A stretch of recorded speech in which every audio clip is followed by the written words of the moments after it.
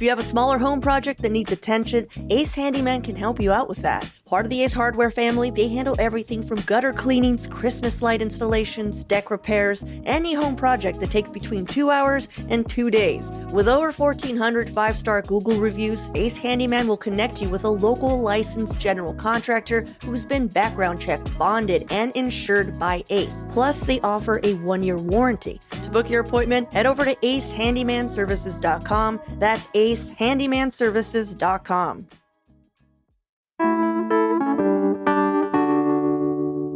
Today on CityCast Portland, we're looking into the latest actions by U.S. Immigration and Customs Enforcement that are affecting our region. Joining me on this midweek roundup is our very own senior producer, Giulia Fiaoni. And a very special thank you to Our Just Future for sponsoring today's episode. It's Wednesday, December 3rd. I'm Claudia Meza, and this is what Portland's talking about.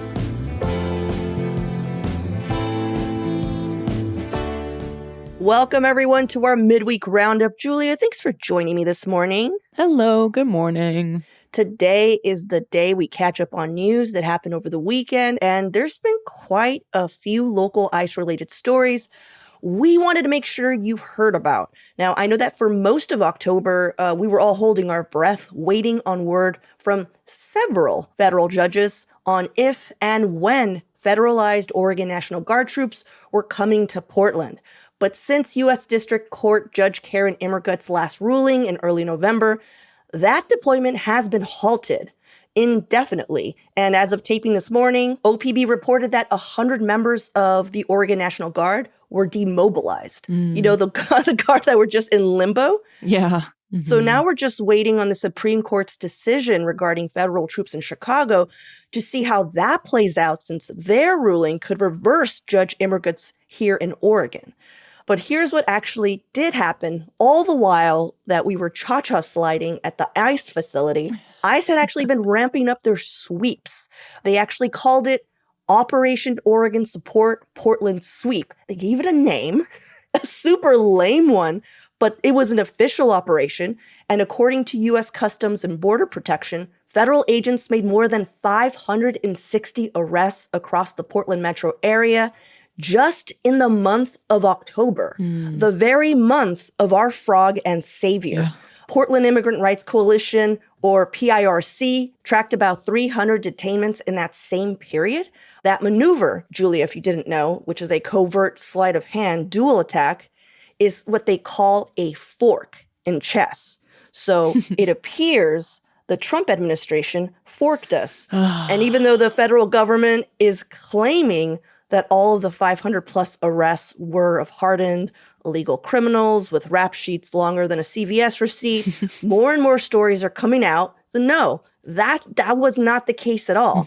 But also, these very racially targeted detainments and arrests have continued since October, so we could easily be approaching the holidays with a number closer to 1,000 Portlanders having been ripped away from their families and everything they know, which is terrifying. It really is. And I think there are some cities across Oregon right now that are responding appropriately to that terror, right? So there's been a growing list of local Oregon city governments declaring states of emergency because of ICE sweeps over the past month. So the most recent declaration was Woodburn, which is between Kaiser and Oregon City. But this announcement follows Hillsborough, Forest Grove, Cornelius, Washington County declarations. So there's a growing list. But just to speak specifically on Woodburn, since it was the most recent one, about 2/3 of their population of 27,000 people are Hispanic. And the city of Woodburn has described their reasoning for doing this declaration. They've described widespread fear among residents with measurable absences at school and work, which of course is leading to some major financial strain for families. And according to the Statesman Journal, the latest numbers say that more than 80 people had been detained by ICE in Woodburn by the end of October. Again, we're already in December. We don't know what the latest numbers are since then, so it could have been doubled at this point. But the state of emergency means that the city is going to set aside $30,000 to help the affected families and some businesses as well. They're also requesting financial help from the state. And it also urges elected leaders to, quote, denounce all unconstitutional actions and demand oversight of immigration agencies. So it's just like all hands on deck right now. Yeah, as you stated, Woodburn has one of the largest Hispanic populations, a lot of mainly Mexican, just FYI. It's a place I go to whenever I want actual good Mexican food. Like, I'll go to Woodburn because you'll see people just like set up on the street, literally grilling elotes. Yeah. You know, just like fire grilled elotes with all the fixins, and like you can get your huaraches there, and like it's just such a cute little town. Like it feels like a small little area in LA because somehow they even brought palm trees. You're like, this doesn't make any sense. But I get, because they're trying to feel at home, you know? Yeah. And they're people who've been there for their entire lives. I mean, the reason all the places that you stated have large Hispanic, you know, labor populations, you know, people that are working the farms, the wineries. This is where they're living. Yeah, I mean, another thing that's wild about all of this over the past couple months is just how much it feels like it's ramping up. And on the same day that Woodburn put out their emergency declaration, just west of the city in McMinnville last month, a 17-year-old high school student and U.S. citizen, Christian Jimenez, was detained by ICE while driving off campus in his father's car during his lunch period. And shortly after that, there were protests, there was a school walkout, and even comments online from U.S. Senator Jeff Merkley in support of Jimenez. And that day, Jimenez was transported to the ICE facility in South Portland and was released that evening, although authorities are still trying to charge him with, quote, interference or obstruction of investigation. Basically, DHS has claimed that Jimenez used his vehicle to, quote, violently attack ICE and Border Patrol agents. Okay. But I do want to add this footnote because it hasn't been uncommon for ICE and DHS to claim violence as an explanation for detaining people, even citizens, even minors. But the situation is still developing. So that's all we know so far. Yeah. Well, it's interesting that you mentioned that they're claiming that this young man was using his vehicle to be aggressive, because that just happened in Chicago, where they accused a woman of trying to, I think they were saying she drove her car into an ICE vehicle, and they found footage, and it was the exact opposite. And so she was let go. She won that case, and I'm hoping she sues. But I wonder if there's any footage of this, you know, supposed aggression from the 17-year-old. Like, I hope that they're finding this footage, because what I'm saying is they've lied before. Yeah. Another story I wanted to share actually came from a listener who, by the way, Julia has a very cute dog. She shared terrible news with us and then immediately made it better by also including a picture of her sleeping pup, Archie. Oh, thank you, listener. Yeah, which is honestly how I want all my bad news delivered henceforth. But anyhow, do you remember a while back, we talked with Portland Monthly's Alex Frayne about Rivas, a food truck that sells some of the city's best wood fire pizza, inspired by the owner's joint Mexican and Honduran backgrounds. Now, we've actually talked about Riva with several of our food contributors because people love that place. When they opened back in 2022, you know, Eater named them the best new food cart. They also recently invented the pizzalada, which is kind of a breakfast brunch pizza, and people were losing their minds about it. Well, Bridgetown Bites reported last week that Rivas is now closed indefinitely because the chef and owner, Roberto Hernandez Guerrero, is not being allowed to return from Mexico, where he was told to go for his final interview to obtain legal citizenship. If that's confusing, it's because it is. Here's what his family shared on their Instagram page. Over the past several years, our family has been diligently working through the complex, costly, and exhausting process of obtaining legal residency for Roberto in the United States.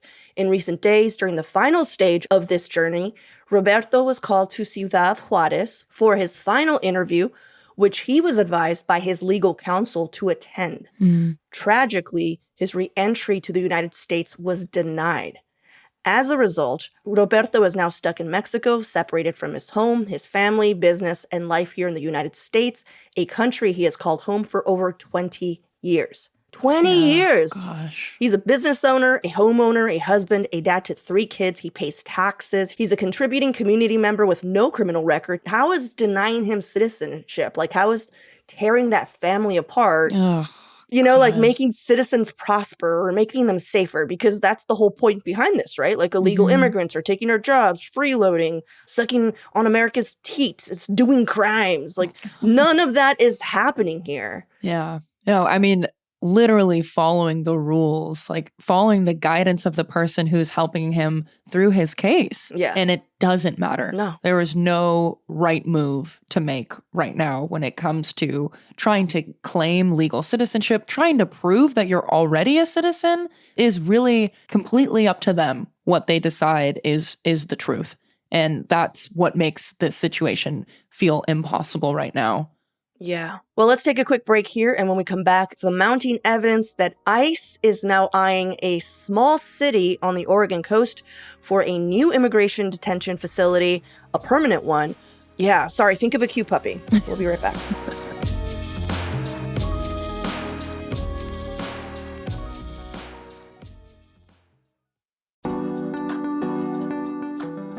Give someone you love the gift of exploration all year long with an OMSI membership.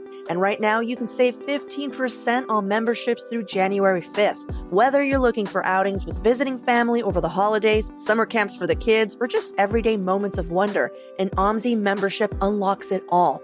And in addition to year-round admission to the museum, you get discounts on all OMSI camps and classes, including vouchers for OMSI's planetarium, the USS Blueback submarine, and documentaries on Portland's largest movie screen, the Empirical Theater. Plus, your OMSI membership supports programs that bring hands-on science education to schools and communities across Oregon and the Pacific Northwest. There's never been a more meaningful time to support this work. To get your membership today, visit omsi.edu. That's omsi.edu.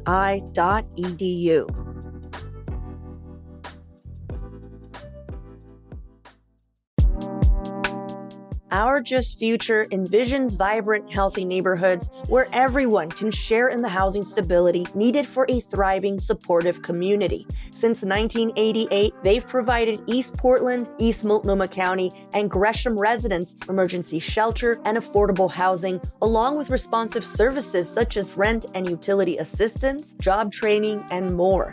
They adapt their programming to meet people where they are. As housing becomes more expensive and the price of food, clothing, and other necessities that we all need to live skyrocket, more and more folks rely on organizations like Our Just Future. They're one of the largest social safety organizations in East Multnomah County and one of the largest affordable housing providers in the state. Make a difference. Visit ourjustfuture.org to give today. That's ourjustfuture.org.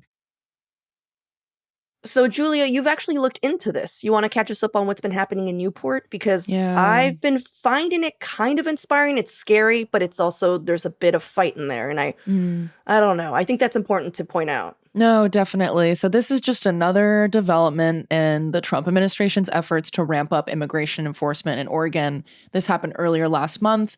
It was discovered that ICE was looking at the Newport Municipal Airport in Newport, Oregon, as a possible location for a detention facility. So there was immediate public outcry to this, and the city of Newport came out against the possibility because of all the many negative impacts it would have to the community and business there.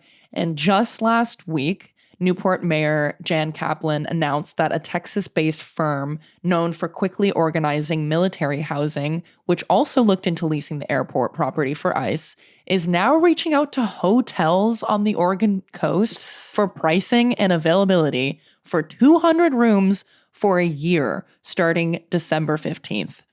And this is a little bit of that fight you're talking about, Claudia. Apparently, these hotels in both Newport and Yachats are not letting them move in. Are you surprised at all? Here's the deal. A lot of people, when they think of any county outside of Portland, they're just like, oh, they're red or whatever. But no, baby, Yachats, Newport, that's Lincoln County, honey. Like, they did not vote our current president in. Not only that, it's just so interesting because economically, our coastal areas are depressed. They need so much help, especially in the winter. They have a bustling fishing industry, which we will discuss, but big money, it does not really exist there. So a lot of tourism is needed for these hotels to stay afloat. So the fact that they're we'll give you a whole year 200, like Yeah. vacant or not, you're going to get guaranteed. pay. The fact that they're turning that down, to be honest, like if I were like stuck between a rock and a hard place, I don't care who I voted for. Like my family needs to eat. My family needs to eat. So the fact that they're like, fuck no, is freaking awesome. But also I know. in the long run, the best decision because they would get blackballed. Nobody would stay there. Sure. Like they'd be fucked. Yeah. That would be it. That would be end of their business for sure. Oh, yeah. No, it's a very, very touchy situation. And I love that the mayor is like really supporting folks in their concern over this. Mhm. They're very much keeping a close eye and just following any type of paperwork they can find on it. They also noticed that there has been 18 different job postings for an ICE facility in Newport. Oh my God. That was the latest one posted on November 19th. So there's a lot of clues right now that are pointing to that being a possibility. But you're right. I think the community is really still trying to hold out and make sure that this doesn't become a reality. Yeah, but I still want to highlight this fight because the other thing that happened was earlier in November, the U.S. Department of Homeland Security decided to move Newport's only Coast Guard rescue helicopter from the Coast Guard facility at that airport that they're currently trying to turn into an ICE facility to North Bend's U.S. Coast Guard base, which is about 70 miles south, without public notice and without confirmation if that move was permanent. Now, that's a huge deal because the commercial Dungeness crab season starts December 16th, and Newport is the site of one of the largest crabbing fleets on the entire West Coast and the largest in Oregon. And if you watch any reality TV, you'd know that Dungeness crabbing is one of those dangerous jobs in the world. Yes. Deadliest catch, people. Come on. Come on. Come We all on. know this. So every year, that helicopter they moved out of Newport conducts dozens of rescue operations. So having to wait an extra hour or so is certain death for anyone who fell into those freezing waters. The good news, though, is that last week a federal judge has ordered U.S. Department of Homeland Security Secretary Kristi Noem to return the rescue helicopter back to the city of Newport after community members filed a lawsuit to block the move. So my concern, though, is that Newport is currently getting forked by the Trump administration. They really want to take your only airport, right? They want to house this ICE facility. They want to move everything else out. So let's move your life-saving helicopter while you're busy fighting for that. Let's contact all the hotels and get 200 rooms, move however many other pieces across the board. Oh my God. And also, what if this is all just a screen and there's a bigger play in motion elsewhere, Because I'm surprised they actually chose Newport in Lincoln County over, say, North Bend, where they moved that helicopter. Because North Bend also has an airstrip, Julia, and they're in Coos County, Okay. not Lincoln County. Yeah. And ICE would face less opposition from that community. Sure. I've gone all the way down to South Oregon. I've done this whole trip. Yeah. But I was literally told by someone like, hey, maybe don't go to Coos Bay. And I was like, oh, why is that? And it was just like an older white lady. And she just didn't want to say, but she's like, it's just not that friendly there. And I was like, oh, okay. Do you know what I mean? They're like, I was like, oh, okay, thank you. I'm just saying, interesting that they were like Newport, not Coos. Yeah. I don't know. And I don't know if it's just because it's more central, I don't know. My big question is just why? Why are we doing this? And like you said, there's always some truth to the fact that it's maybe some attempt at distraction, and there may be efforts in other places that are hard to keep an eye on when you're trying to get a handle on all the many things you just listed going on in one community, Claudia. It feels out of control. And I think I really do feel for these small coastal towns that aren't used to an entire administration thousands of miles away making these big decisions that deeply impact their economy and their safety in a way that is really unprecedented. I know that word is overused, but it is truly unprecedented. It's impossible to really grasp the impact on the ground there and how these people are feeling right now. Yeah. And if right now you're feeling helpless and you're just like, we want to support Newport, go visit Newport. Yeah. I'm not joking. DiscoverNewport.com. They have Christmas lights right now. Yeah. Once Dungeness crab season opens, dude, they're going to have the best crab in the whole state. Get down there. Right now is the perfect time to support our coast, no matter who they voted for. Our coast is gorgeous, and our coast is beautiful in the winter.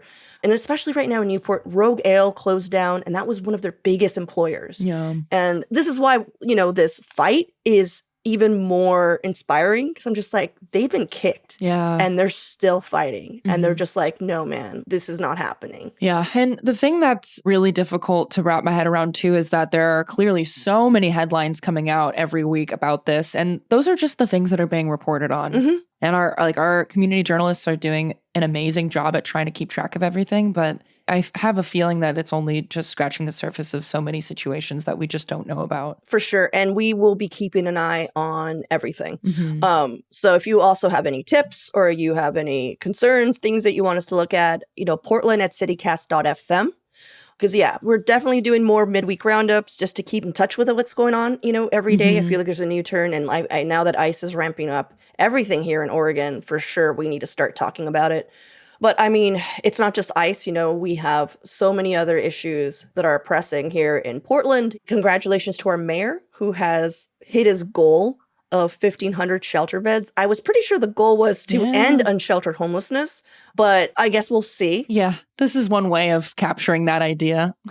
He's hit that marker. Yeah. So we are making some sort of progress, though I know there's a lot of people who are still upset with him thinking like this isn't enough or whatever, but we're making progress. But we'll be looking, of course, more into that. On Friday's roundup, we'll have Sophie Peel on from Willamette Week, their City Hall reporter. So make sure to check in on that. But before we head out, we have some shout outs from our members of our Portland Neighbors program. That's one of the perks of being a paying member of CityCast Portland. You have the opportunity to shout out a local business or organization that you love. Giulia, do you want to kick us off? Yeah, so I have one here from neighbor Ryan M. And they're talking about a way that you can be contributing to solving the homelessness issue. They said, Sunnyside Shower Project, providing showers and supplies to houseless neighbors at Southeast 35th and Yamhill. We run on donations. Check out the website, sunnysideshowerproject.org. I've never heard of that. That's so cool. First time I was hearing about it too. Yeah. I can't imagine. Do you know, I take a shower like almost sometimes twice a day. Like, I can't imagine. Oh, that is such a cool, that's such a good program. Yeah. Well, I have one here from Mackenzie H. They wrote, Chill, Chill, Chill in North Portland is serving up tasty pastries and coffee in the mornings and creative cocktails in the evenings. Super exciting addition to Lombard. That is cool. And also such a smart model. Oh, yeah. Like coffee in the morning, cocktails in the evening. Come on. Some of my favorite businesses in town do that. Shout out, dear Sandy. Okay, I have one last one here from neighbor Carrie F. And she said, I would like to give a big shout out to Peggy Sundays in Multnomah Village. This woman-owned small business is one of the very best places in Portland to find thoughtful, beautiful, curated gifts. They also do an amazing job supporting local artists and authors, and they're a special find in Multnomah Village. Speaking of which, Multnomah Village is hosting its holiday gala on Friday, December 5th. This Friday from 5 to 8 p.m., complete with a tree lighting ceremony and special events throughout the neighborhood. Have you guys been to Multnomah Village? Like, we've been because we did parkways there, Sunday parkways. It's so cute. If you haven't been to Multnomah Village, you should check it out. It's adorable. Well, Giulia, thank you for hanging out with me, talking through some of these headlines. Thank you to all of our CityCast Portland neighbors for supporting us. And again, shout out to Carrie, Mackenzie, Ryan, and a huge thanks to our newest members, Andrew S. and Susan S. When you join as a Portland neighbor, we'd also be happy to read your shout outs of places you love in Portland alongside a bunch of other perks like ad-free listening, which I think is, reason in itself, honestly. Yeah. You can join at membership.citycast.fm. Giulia, thanks for being my companion this morning. That sounded so intimate. Sorry. On this morning journey. Like sorry, I've been watching a lot of Stranger Things. I'm just Me too, actually. Yeah. Are you caught up? Season 5? Yeah. Okay, we got to talk after this. We can't get into this we'll talk about this. No spoilers. No spoilers. No spoilers. Okay. All right. Thanks everyone for listening. Thanks, Claudia. Before we head out, just a very special thank you to Our Just Future for sponsoring today's episode. They're helping provide emergency shelter and affordable housing to East Portlanders and beyond. Head over to ourjustfuture.org to learn more.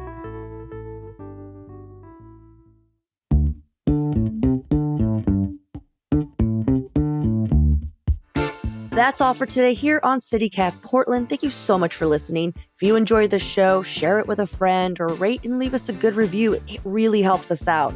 And don't forget, you can support this show and get some great perks by becoming a CityCast neighbor. Just visit membership.citycast.fm for all the details. We'll be back tomorrow morning with more from around the city.